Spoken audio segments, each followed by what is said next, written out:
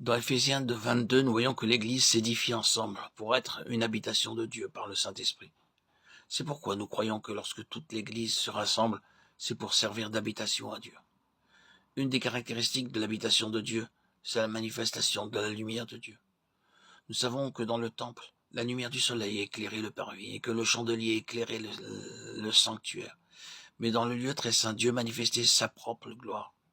Il était lui-même la lumière dans ce lieu-là. Ainsi donc, nous croyons que lorsque nous formons l'habitation de Dieu, il doit y avoir cette lumière. Car Dieu, dans de telles occasions, désire manifester sa propre gloire.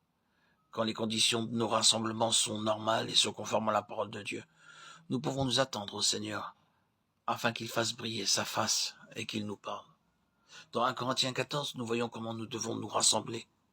Dans le verset 26, nous lisons « Que faire donc, frères, lorsque vous vous assemblez les uns ou les autres? Ont-ils un cantique, une instruction, une révélation, une langue, une interprétation? Que tout se fasse pour l'édification. » Cela signifie que lors des réunions, quelqu'un peut avoir un cantique, quelqu'un peut avoir une révélation, quelqu'un peut avoir des paroles d'encouragement, quelqu'un peut parler en une autre langue, et quelqu'un peut en avoir l'interprétation. Tous puisent dans ce qu'ils ont pour édifier l'Église. C'est pourquoi nous devons comprendre clairement devant Dieu ce que signifie la conduite du Saint-Esprit. L'Esprit ne conduira pas ceux qui n'ont pas de parole, ceux qui n'ont pas de cantique, pas d'exhortation, ou ceux qui n'ont pas de révélation, ou qui ne peuvent pas interpréter les langues.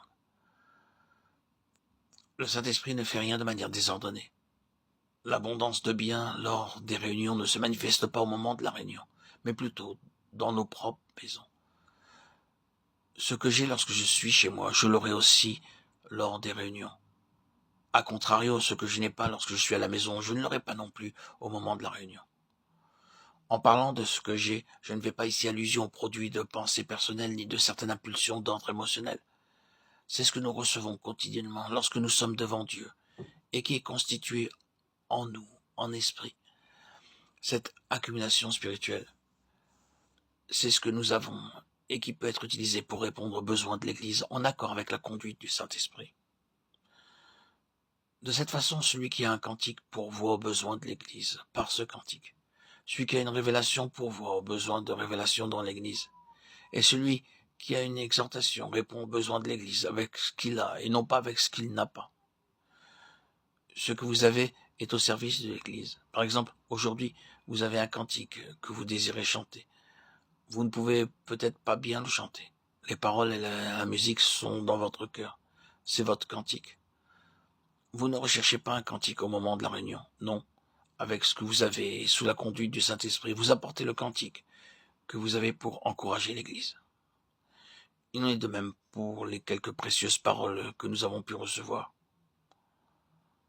Ce sont nos paroles. Il en est de même lorsque nous avons une révélation ou une exhortation. Vous devez répondre aux besoins uniquement avec ce que vous avez.